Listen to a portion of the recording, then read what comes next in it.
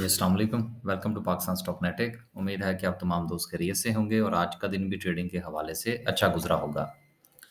Market की आज सूरत-ए-हाल जो है वो एक वक़्त में बड़ा अच्छा महसूस हो रहा था कि मार्केट जो है वो 41 के ऊपर जो है वो काफ़ी अच्छे वॉल्यूम और पॉइंट्स के साथ जो है वो क्लोजिंग देगी। मार्केट ने आज जो हाई बनाया वो 41,403 का था।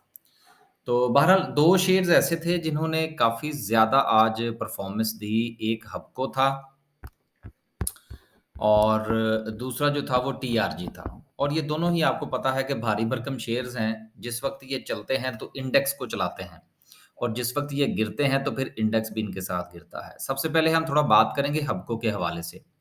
आपको याद होगा कि हबको का पिछले दिनों जब रिज़ल्ट आया था, तो उसके बाद इसको लोअर लॉक लगा था। मेरा ज़ाती तौर पर ख़्याल है कि वो कुछ 65 से उससे के नीचे की बातें थी उस वक़्त। तो मैंने उस वक़्त बाकायदा तौर पर इस पर जो है वो बात की थी और मैंने ये कहा था कि ये शेयर उतना बुरा नहीं है, अगर उसने कुछ नहीं दिया या कुछ डिविडेंड के मामलात हैं, तो ये कोई इतना बड़ा मसला नहीं है। और आज जो है वो बहरहाल ही अपर कैप हुआ, लेकिन बहरहाल हमने खरीदा था इसको।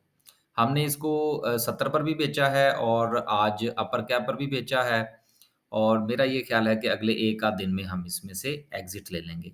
अब ये हमारी अपनी स्ट्रैटेजी है। आपने अपना फ़ैसला अपने पोर्टफ़ोलियो और अपनी स्ट्रैटेजी के मुताबिक करना है।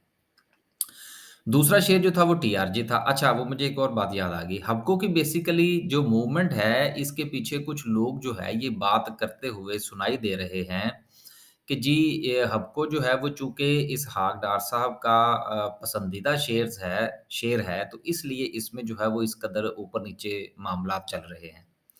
देखिए, इस किस्म की चहमगोइयाँ जो हैं ये बहुत सारे शेयर्स के हवाले से बहुत सारे लोगों के नाम आते हैं। लेकिन चूँकि हमारे पास कोई एविडेंस नहीं होता, इसलिए मेरा ख़्याल है ज़ाती तौर पर कि पब्लिक प्लेटफ़ॉर्म पर इस तरह की बात नहीं करनी चाहिए कि जब तक कि आपके पास कोई एविडेंस ना हो। हमारे पास तो एविडेंस भी था, फिर भी हमने जो है वो बैंकों के ऊपर इतनी बात नहीं की। क्योंकि एक नेशनल इश्यू था, तो वो हमने मुनासिब नहीं समझा, हमने ज़्यादा बात नहीं की, सिर्फ़ एचबीएल पर बात की। बाकी जो अ, आपको पता है कि बाकी के बैंक्स हैं जिनके ऊपर कुछ इल्ज़ामात हैं, वो चूँकि अभी मामला जो है वो इंक्वायरी कमेटी है, कायमा कमेटी है, उसके सुपुर्द है, तो हमने उसके ऊपर बात करना जो है वो मुनासिब नहीं समझा। तो इसलिए मेरा ख़्याल है कि हमको को भी इस हकदार साहब के साथ जोड़ना मुनासिब नहीं होगा। अगली बात जो है वो हम करते हैं टीआरजी की।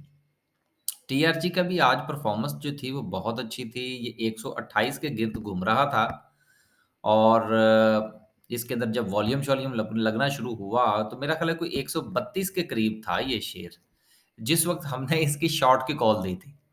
अब हमारा तो अभी तक जो है वो टीआरजी में हमने बाय कोई नहीं किया। हमने इसको शॉर्ट ही किया है, 110 के करीब भी शायद किया था, मुझे अब अच्छी तरह याद नहीं है।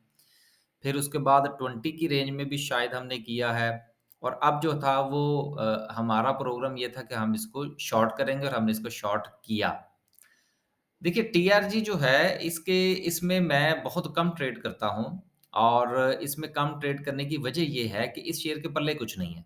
तो जब किसी शेयर के पल्ले कुछ ना हो, तो उसमें सिर्फ़ ट्रेड ही थोड़ी बहुत इधर-उधर की करनी चाहिए और एक चीज़ हमेशा याद रखिएगा कि कुछ शेयर्स ऐसे होते हैं कि जिनमें चाहे आप शॉर्ट करें शॉर्ट तो ख़ैर होता ही स्टॉप लॉस के साथ है।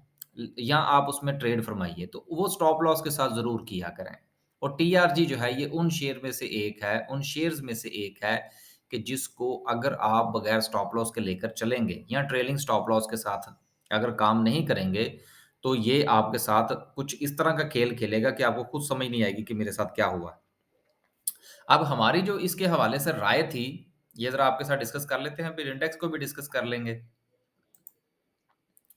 हमारी इसके बारे में राय जो थी वो ये थी कि हम इसको 135 से लेकर मेरा ख़्याल है शायद कि 139 का मेरा था जो हमारी तरफ से जो इसकी कैलकुलेशंस थी कि 135 से 139 तक जो है वो हम इसको शॉर्ट करेंगे और स्टॉप लॉस जो था हमारा वो था 142 और जो लास्ट टारगेट था हमारा प्रॉफ़िट टेकिंग का वो 128 था।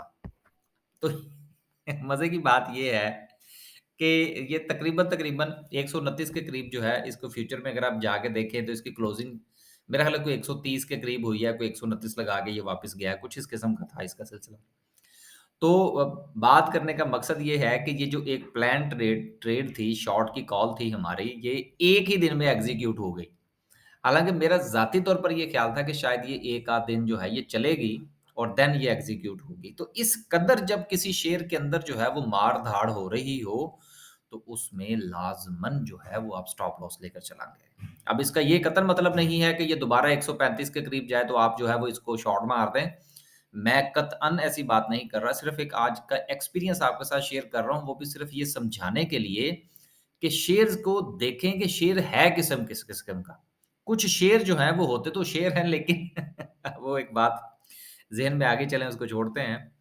तो देखना ये चाहिए कि शेयर की नौइयत कैसी है? क्या वो स्लो चलता है, फ़ास्ट है, मीडियम है, किस तरह से उसकी परफ़ॉर्मेंस है? उसके साथ उसी तरह से ही का बिहेव करना चाहिए। ख़ैर आगे चलते हैं। ऑल शेयर की बात करें तो आज 23 पॉइंट्स की कमी है। इंडेक्स के ऊपर प्रेशर था। केएमआई 30 में बहरहाल एक अच्छी परफ़ॉर्मेंस जो मुझे आज सबसे अच्छी लगी है, वो चूँकि केएमआई 30 में है, तो केएमआई 30 में जिसने जिसने सबसे ज़्यादा परफ़ॉर्म किया है, अगर हम इंडेक्स में जाकर देखेंगे, तो सबसे ज़्यादा चूँकि हबको ने परफ़ॉर्म किया, 7.5% के साथ अपर कैप हुआ, तो लिहाज़ा वॉल्यूम भी बहुत अच्छा था। अब अगर आप पूरे के पूरे केएमआई 30 का जायज़ा लें, तो बहुत सारे शेयर सर आपको रेड नज़र आ रहे हैं। लेकिन चूँकि जो बड़ा शेयर होता है, जिसमें वॉल्यूम अच्छा लगता है, जो इंडेक्स को उठा कर रखता है, जिसका वेटेज ज़्यादा होता है, सर वो तो फिर अपना रंग दिखाएगा ना। तो इसके उससे फिर पूरे के पूरे इंडेक्स के ऊपर असर पड़ता है। आगे चलते हैं जी, सर्किट ब्रेकर की थोड़ी बात करते हैं। आज माशाल्लाह से 5 कंपनीज़ अपर कैप हैं, हबको है, ठीक है। बाकी भी ठीक है यार, बाकी लेकिन वॉल्यूम कम है। लोअर कैप की बात करें तो आज एचबीएल नहीं हुआ? अच्छा चलो कोई बात नहीं। देखिए एचबीएल के हवाले से मैंने मेरा ख़्याल है शायद कि वीडियो में भी बात की थी और मेरे दोस्तों ने भी मुझसे पूछा कि जी अब हमें क्या करना चाहिए?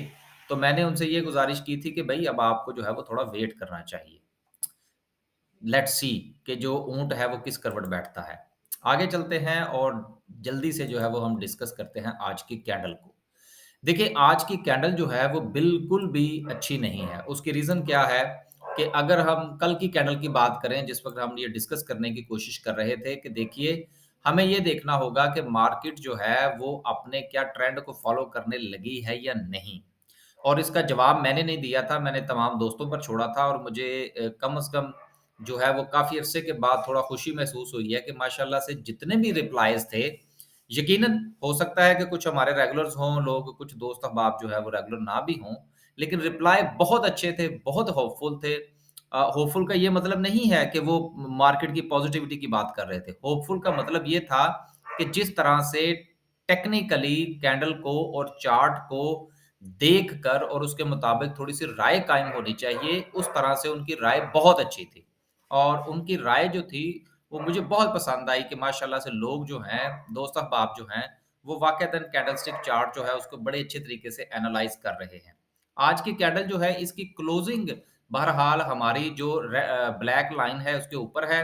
ये छोटी-सी एक ट्रेंड लाइन हमने बनाई है। इसका मकसद ये है कि देखना ये है कि मार्केट अपने इस लोअर लो को तोड़ती है या नहीं। अगर मार्केट अपने इस लोअर लो को तोड़ देती है, तो then there is a chances कि मार्केट मज़ीद नीचे जाएगी। लेकिन अगर मार्केट इसको रिस्पेक्ट करती है, जो कि मेरा ज़ाती तौर पर ख़्याल है कि उसको रिस्पेक्ट करना चाहिए, तो देन इंशाल्लाह मार्केट जो है वो बेहतर परफ़ॉर्म करेगी। अल्लाह हाफ़िज़।